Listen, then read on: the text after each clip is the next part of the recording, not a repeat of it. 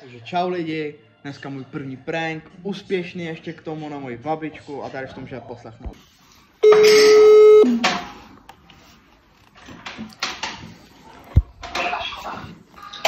Ano.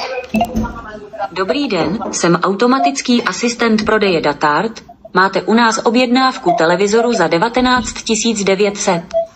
Vaše transakce byla již přijatá platební kartou. Pro potvrzení a spojení s operátorem stiskněte 1. Pro příjemné čekání vám pouštím hudbu. Děkujeme za trpělivost.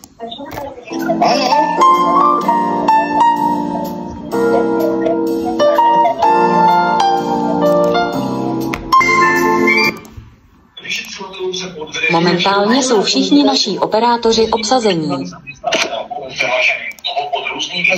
Pro příjemné čekání vám pouštím hudbu. Děkujeme za trpělivost. Momentálně jsou všichni naši operátoři obsazení.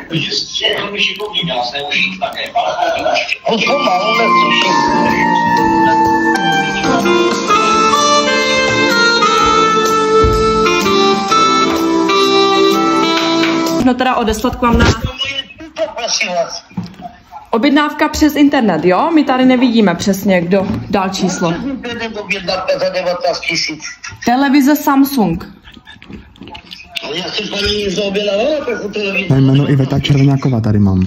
Mám tady na jméno Iveta Červeňáková, Siročí 29A. Souhlasí to? Ano, ale já jsem neobjednávala nic, paní. Řekni, transakce již proběhla platební kartou.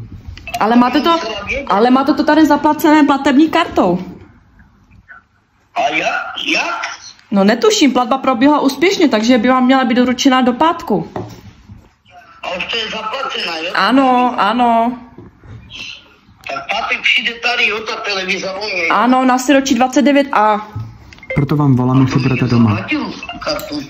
No já vůbec nevím, to tady nemám. Budete teda doma okolo 12. hodiny v pátek? Ano.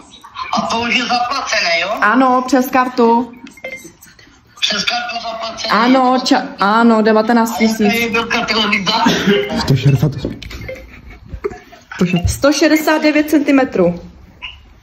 Na šířku. Dobře. Jo? Tak. Jako já nebudu platit nic, jo? Ne. A já pátek budu doma. Dobře, kolem 12. hodiny vám budeme zase volat. Dobře. Děkuji. Mějte se hezky, nashledanou. No. No Pavla Karamange vicine na zegadio e paračovine manganen televiza. Přímo vyromeno sa, že přes kartu někdo zaplatil 19 500, 164 cm televiza a musí naplatit tam určitě. Ty vole, tak čo potom? Paní, já jsem mi z toho objednala, ale vy už to máte vyplacenou přes tu kartu, paní Červeňáková, Siročí 29 a Ostrava Vítkovice, do 12 hodin buďte doma, už to je vyplacené, vy nebudete nosit, mi napočítávat nič. Dobre, tak to chceš? Marku, máte počítat z televize, Leko? No, tak buď ráda. 164 od Bary, Pavel. Však to je taková, jak ja mám. Jak? To je taková, jak ja mám. Napadně a já budu platit. No ne, už to máte přes kartu zaplacené. Tak někdo sa asi spletl, toto, tak proto. A přímo Míro jméno sa odčeso z telefoní. Tak to se stává, někdo udělá překlep a to se jim objeví. Tak můžeš být ráda, tak co?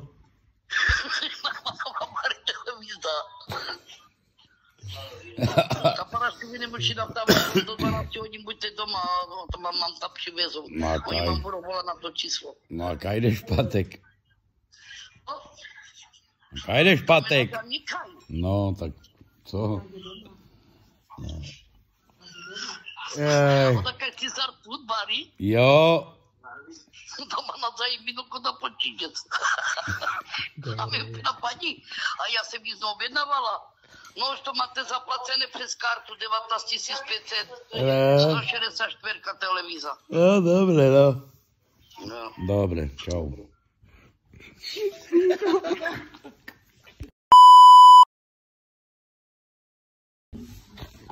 Ano, Ano? S kým hovořím? dobrý den. Dobrý den. Prosím vás, vy jste mi volali před chvilku, já se špatně rozuměla. Ano? Nějakou televizu pátek mi mají přivést. Ano, o tom jsme se spolu bavili. Asi Iveta Červeňáková, že? Ano, Ano. A na co jste se chtěla zeptat? prosím. Na co jste se chtěla zeptat? Bude volat kurýr paní, anebo SMS-ku? Bude vám volat kurýr. Pátek, jo? Ano, Tak tady na Siroči 29. ano, na tady tu ulici, kterou tady je, ano. A já nebudu platit nic, protože špatně rozuměla. Ne, tam je už uhrazená platba kartou, už to máte uhrazené, už jste to zaplatila. A co to je za obchod? Datart. Z avionu. Ano, shopping park. Datart. Shopping park. Ano. Dobře, paní, děkuju. Dobře, prosím, nashledanou. Datart.